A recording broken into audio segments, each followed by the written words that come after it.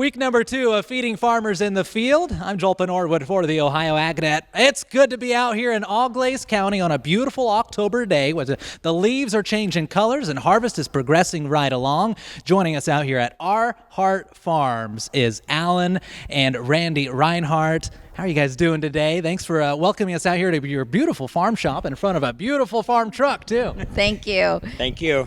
So tell us a little bit about the farm. Who wants to go first? We've been farming since I was born in this area. I went one year after school. I worked away from home. Then I came back, and my brother and I were in partnership for about 10 years milking cows.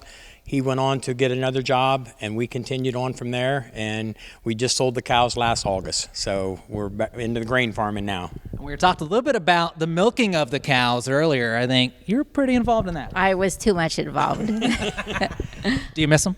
I do not. Okay, there you go. So now without cows and harvest will be gone soon. Are you guys planning vacations already? Where are you going this year? We've done quite a bit of vacation already. We went to the tractor pulls in Bowling Green for the first time. Yeah. We actually took 3 of the grandkids to the tractor pulls down in Urbana. So they really like that. So we're getting to see what some of the things that they enjoy to do. So the non-dairy farming life. That's right. I had him buy a pontoon. We went to several lakes, and there's going to be more. And hosting us out here for Feeding Farmers in the Field, right? Absolutely. Yes. So, all right, now let's talk a little bit about who else is joining us today, who's all involved in the farm, and where it stands today, because I see a little bit of a peanut gallery out here with their phones shooting us as we shoot here. Our youngest daughter, Lydia, she married Brad Steineke, and they actually moved into my parents' house after they passed away, and we built this shop.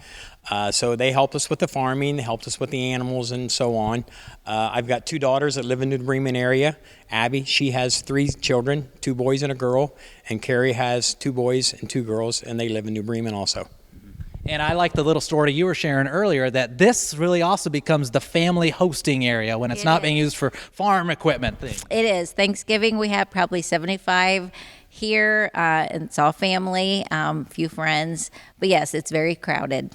And what used to be the farm shop or the man cave has become the children's toy area. Is that right? Something like that. Trying to keep the dust off of everything when we are working out here. And there's a lot of dust being made these days because harvest is rolling right along. Tell us a little bit about how the field work progresses. We had a lot of crops that we got planted at the end of April, and they all come up right away. And then there was kind of a snap that people couldn't do anything. So a lot of our crops were coming out of the ground before a lot of guys even got in the fields. Our beans pretty much all matured at the same time, so we've had very good run. We've run 2 Sundays, and we've ran almost 150 acres of beans during that period. They're doing well. They're averaging between 60 and 70 bushel. They've been dry, anywhere from 9 to 11% moisture. We just tried corn last night and this morning. It's a little wetter. It looks dry, but it's still 28 to 26, and so we're going to try to take a little time.